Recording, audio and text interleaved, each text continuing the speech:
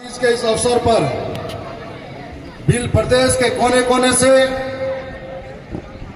पहुंचे हुए इस क्रांतिकारी जनसैलाब में मेरी ओर से हृदय की गहराई से जोहार धन्यवाद करता हूं। आज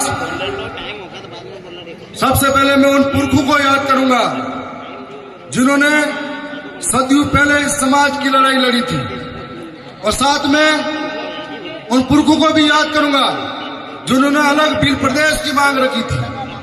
आज यह लड़ाई फिर से शुरू हुई, हक अधिकार की लड़ाई है, जिसके अंदर सदियों पहले हमारे पुरखे, जिनके इतिहास को हमें जानने की जरूरत है कि ये पुरखे जो अंग्रेजों, राजा रजवाड़ों और सामंतवादी सोच के खिलाफ भी लड़े थे, और ऐसे लड़े थे जिनकी बदौलत हमें कई सारे अधिकार मिले थे।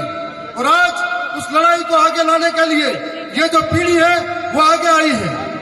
भील प्रदेश की मांग कोई नई मांग नहीं है। 1818 से पहले भी मानगढ़ की पहाड़ी के अंदर गुरु गोविंद महाराज के नेतृत्व में लाखों लोग इकट्ठे हुए थे और भजनों के माध्यम से जन जागरण करते थे, और उसके माध्यम से हमारे लोगों को इकट्ठा करके अलग भील प्रदेश की मांग रखी गई थी। मैंने राजस्थान की विधानसभा के अंदर पिछली बार जब सत्र चला था तब कहा था, पत्र तो नहीं लिख पाया था, लेकिन राजस्थान की सरकार के अंदर भजन लाल जी मुख्यमंत्री के सामने आंखों से आंखें मिला के कहा था कि आदिवासी मेरा धर्म है, जोहार मेरा अभिवादन है, प्रगति मेरी पूजा है, तीर कमान मेरी पहचान है, अम्बेडकर बिरसा मेरा स्वाभिमान है, और भील प्रदेश मेरा अधिकार है, और यह अधिकार हम ले करेंगे। यह बात राजस्थान की विधानसभा के अंदर कही थी। और उसके बाद में मैं मानता हूं कि तमाम गांव गांव गली गली मोहल्ले में जब दक्षिणी राजस्थान के अंदर जन जागरण शुरू हुआ तो एक ही नारा गूंज उठा कि भील प्रदेश चाहिए, और धीरे धीरे मध्य प्रदेश के अंदर जयस नाम का एक तूफान पैदा हुआ, और जयस के अंदर ऐसे कई क्रांतिकारी लीडर हुए जो समाज को एक करने का काम कर रहे थे।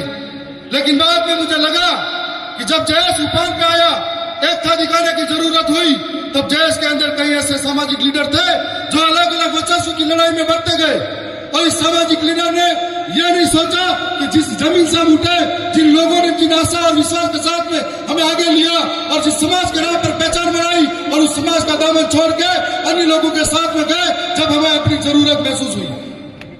आज दक्षिणी राजस्थान के साथ साथ में गुजरात, महाराष्ट्र के अंदर भी यह लड़ाई भील प्रदेश की है जो घर घर पहुंची है, और दक्षिणी राजस्थान एक आईना है जिसको देखकर आज पूरे देश के आदिवासी एकजुट होने का कार्य कर रहे हैं। मैं मानता हूं कि दक्षिणी राजस्थान के अंदर आज राजस्थान की विधानसभा में हम 4 भाई गए हैं, और दिल्ली के अंदर हमारे 1 भाई गए हैं, लेकिन कभी भी आदिवासियों की समस्या को लेकर हो, आदिवासियों की बात को लेकर है, हम कभी पीछे नहीं हटे। हमारे पुरखों की अधूरी इच्छा थी, उसके लिए हम लड़े हैं, और हमें मालूम है कि जिन पुरखों की अधूरी इच्छा की वजह से हम लोग हमारे कर्तव्य निभाते हुए इस समाज के सर्टिफिकेट बनवा गए। मैं ये मानता हूं, आपके बीच में एक बात भी रखना चाहूंगा कि आखिर भील प्रदेश क्यों जरूरी है। भील प्रदेश इसलिए जरूरी है कि 5वीं अनुसूची इलाके में आज तक लागू नहीं हुई और लागू हो जाए। भील प्रदेश इसलिए जरूरी है कि कोई हमारे सिर पे आकर मुद्दा नहीं। भील प्रदेश इसलिए जरूरी है कोई हमको घसीट के मारा नहीं।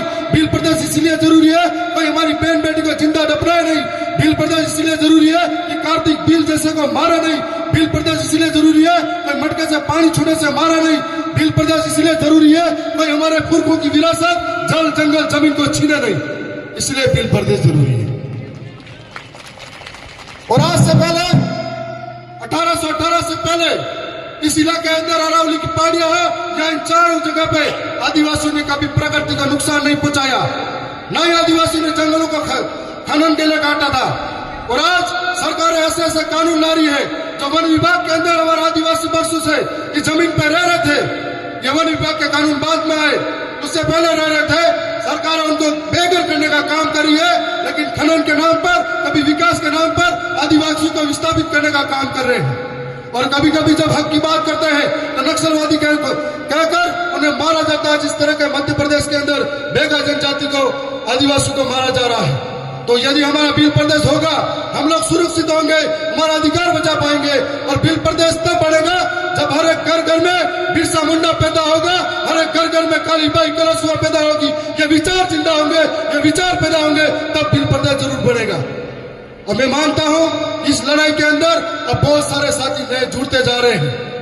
और राजस्थान के अंदर हो, भोपाल के अंदर हो, या गुजरात के गांधीनगर हो, या महाराष्ट्र के मुंबई में हो, जब तक हमारी विचारधारा के लोग उस सदन के अंदर पहुंचेंगे, टेबल बजा के सरकार की आंखों में आके डालकर बोलेंगे कि हमें भील प्रदेश चाहिए, तो जरूर भील प्रदेश बनेगा।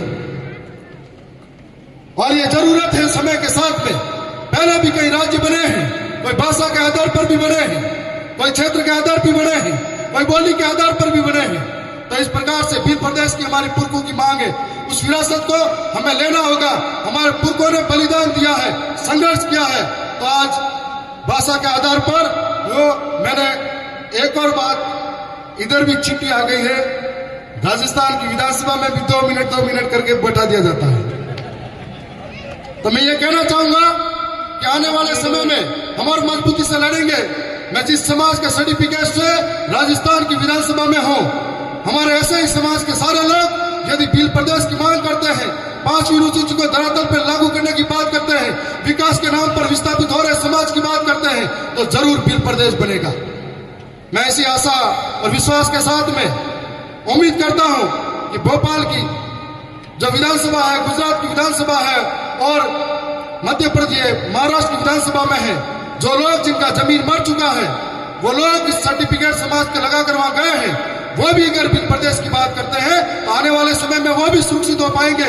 नहीं तो वो भी एक दिन मारे जाएंगे, क्योंकि हमें हमेशा हमारे लोगों द्वारा लड़वाया गया।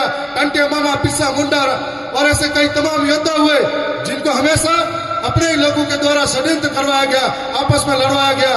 इसलिए हमें हमारे समाज के लिए जब भी जाजम की बात है तो बिखरना नहीं है। और आज पूरे देश के अंदर 11 करोड़ आदिवासी है, लेकिन जितने आदिवासी हैं उतने संगठन बना चुके हैं, जितने आदिवासी हैं इतने झंडे चोली लेकर घूम रहे हैं। यदि सारे लोग एक जाजम पर आएंगे तो जरूर अपने सपने साकार होंगे। मैं इसी बात के साथ में अपनी वाणी को ही विराम देता हूं। जोहार।